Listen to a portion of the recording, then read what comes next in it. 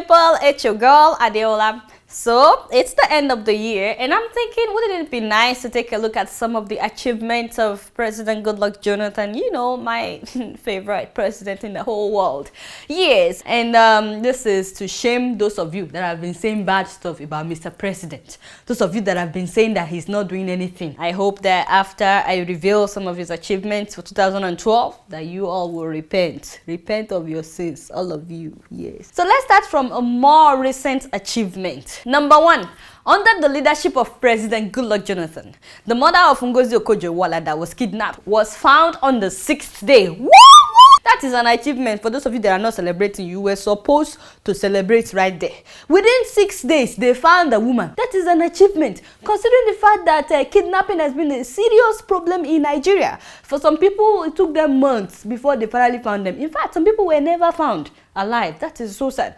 But under this administration, they were able to find someone within 6 days. Just 6 days. That is an achievement. And thanks to the Nigerian police force for all their hard work, because they claimed to know the hideout of the kidnappers. Unfortunately, they were still getting ready for days. I love the Nigerian police force. They're very systematic, very tactical, very deliberate. They calculate so well. They waited and waited until they brought out the woman. And then they were like, we knew the hideout. We were just getting ready. We were preparing to bust the place. So, yeah, you gotta give them kudos. Another achievement of President Goodluck Jonathan this year is how he handled all the bomb explosions. Some people think that the president has not been doing anything. I tell them, wait, just be patient. They are investigating all the cases. They've told us that they are on top of it. Unfortunately, no murder case has been successfully investigated to conclusion in Nigeria. But I told my people, I said, just wait till 2050. All our questions about Boko Haram will be answered, because the policemen have a lot of cases that they are still investigating. As far back as like 1986, you know, they are still trying to figure out who killed Delegiwa, who killed Bolaige, who killed MKO Abiola. So many questions are yet to be answered. Yes, but not only are the policemen doing serious investigations, but Mr. President himself has been in dialogue with Boko Haram for quite some time now. It's about some months now that they are doing this dialogue. Yes. So just give it some time. Something good will come out of it. Yes, I know that they are still bombing places, especially churches. And I know that people are still dying. But trust me, we just need to be patient. What baffles me though is that they were saying they didn't know who's behind Boko Haram. In fact, Mr. President once said that these people are not organized. Do you know how many Boko Haram are involved? Nobody can say for now, because you know that they are not organized armed forces. Yeah, he said these people are not organized. So I don't know how they're able to dialogue with people that they don't know, people they can't put faces to. But hey, I trust my president that he knows what he's doing. Another achievement is, I know you've been waiting for this one, Mr. President launched cassava bread in Nigeria. I mean, that's a great achievement. Not only did he introduce cassava bread into Nigeria, but he also took it to Malawi. You get what I'm saying? Our president is very influential. My only problem with the cassava bread is that the thing is very expensive. It's very expensive because only the rich people, you know, the people in Aso Rock are the ones that I've seen eating the bread. Even me, I've not been fortunate enough to taste that thing. I've only been eating agege bread. How many of you that are watching me have eaten cassava bread? Do you see it on the street of Lagos? So that thing is expensive. So I'm hoping that our government can subsidize cassava bread. So moving on, Mr. President also changed the name of Unilag to Maulag. That's an achievement because no president has ever tampered with the name of such a prestigious university, Unilag. Yeah, you feel me? But he was able to change it from Unilag to Maulag. Although since they changed the name, they've not done any like renovations in the school, like the hostels or the classroom. They didn't even repaint anything. They just changed the name on paper. It's very sad. I'm just so glad that the man didn't change it to Goodluck University, because that would cause some riots, like some serious riots, you feel me? And don't forget, Mr. President successfully removed oil subsidy. I mean, that's an achievement. How many presidents since independence are tampered with oil subsidy in Nigeria? Only President Goodluck Jonathan. So that is an achievement. Although the government is still subsidizing oil for the rich importers. You get what I'm saying? It's just the common people that no longer enjoy subsidy in Nigeria, even though we are one of the largest oil producers in the whole world. Yes. And by the way, only 2 of our refineries are working. And they are not even working up to capacity. The government claims that these refineries are working up to 40% capacity, but that cannot be right, because even if these refineries are working up to 40% capacity, we would have more oil, and oil will be cheaper in Nigeria than it is right now. Why do we have to keep exporting our own oil? And see, voila, we are producing oil, but we still have to export our own oil to another country, to places like Ghana, like Niger, for God's sake, Niger, for them to refine it for us, and then we have to import our own oil back.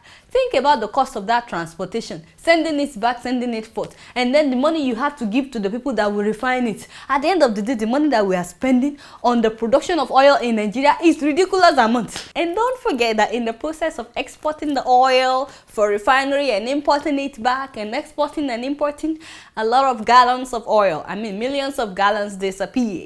You get what I'm saying? And by the way, did you guys notice that all the people that were probed for embezzling the subsidy fund, the $6 billion, did you notice that all of them have been released?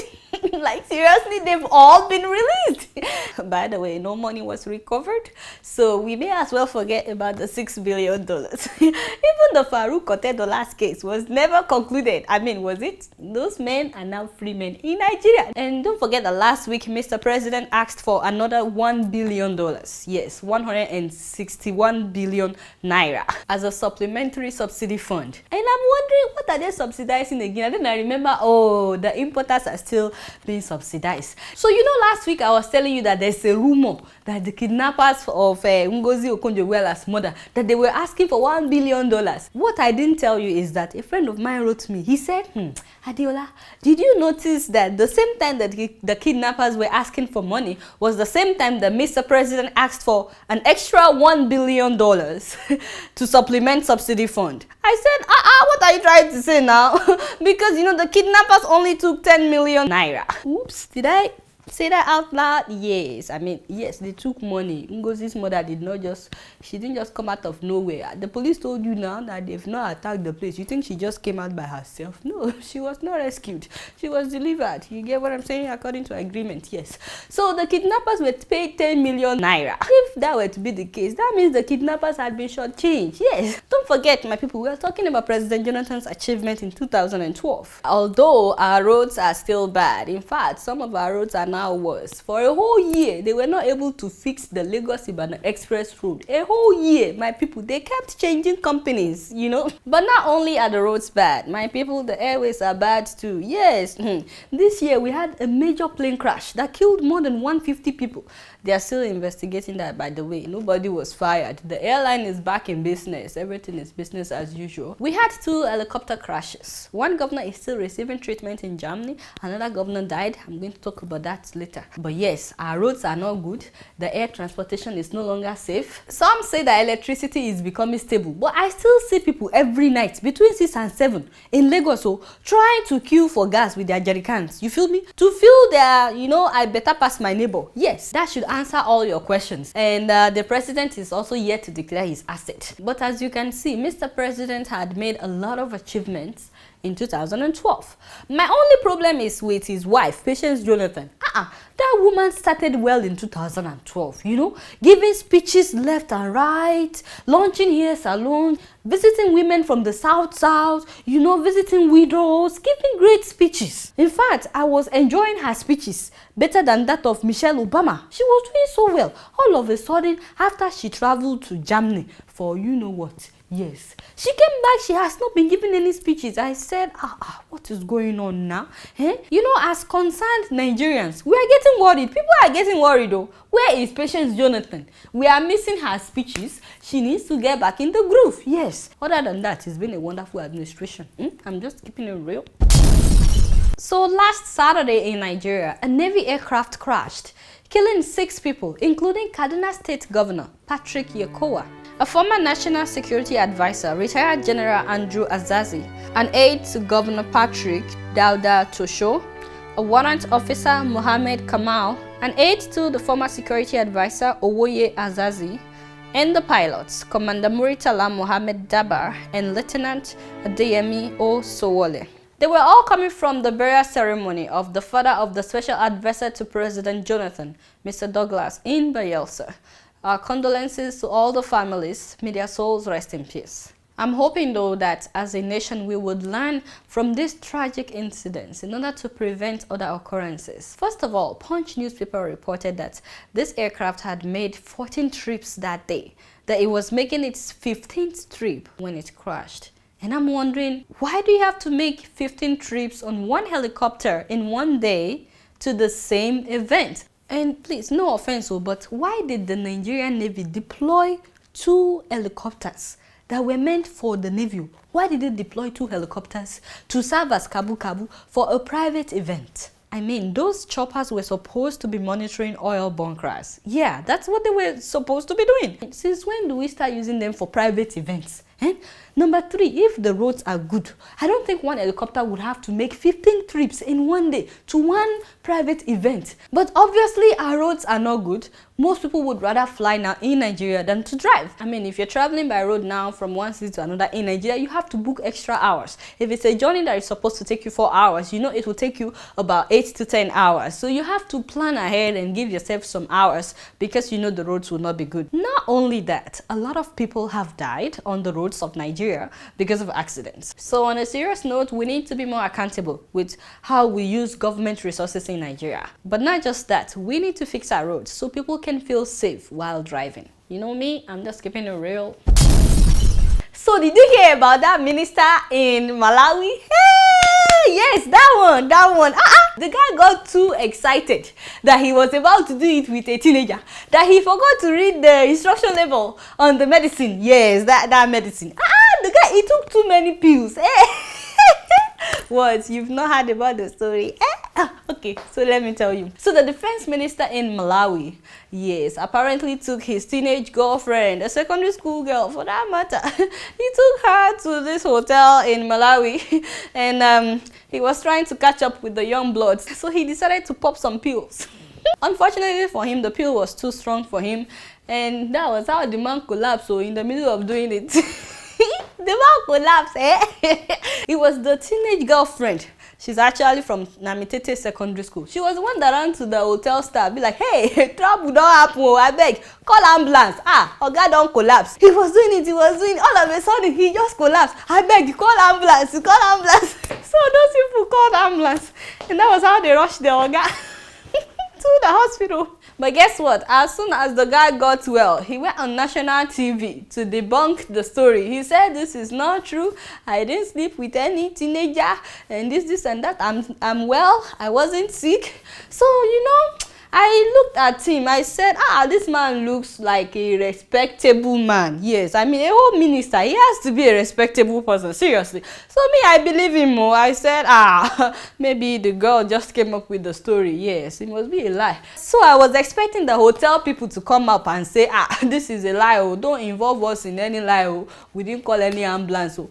But the hotel people refused to comment. They said for the privacy of their customer. I said, hey, wait, something is not adding up. I said, something is wrong. If the hotel people will not talk, this story has to be true. Yes, because if it's not true, they will be the first person to say, this is not true. Don't get us in something that is not true. We didn't call any ambulance. Nobody collapsed. But they didn't say that because they didn't want to lie. You see, at the same time, they didn't say that it didn't happen. But me, I was able to put 2 and 2 together. I said, nobody can sit down in their house and just come up with this kind of story and the guy will not debunk it until he was discharged from the hospital. You know, I mean, it took some days for him to debunk the story. He had to be well. It was after he was discharged that he got on national TV to say it's not true. I said, these African officials, they tire me.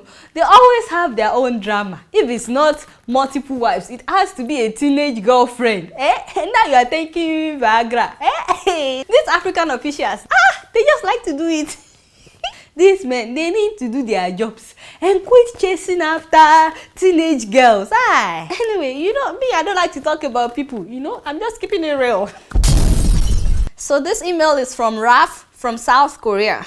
He said, Adeola, I want you to please ask Mr. President that when he was a fisherman in Bayelsa State, how much was he spending on his feeding budget in a year? Raf, you are very tricky. You are very, very tricky. And I know people like you. You are trying to get me to say some things, but I won't say it. I know where you are coming from.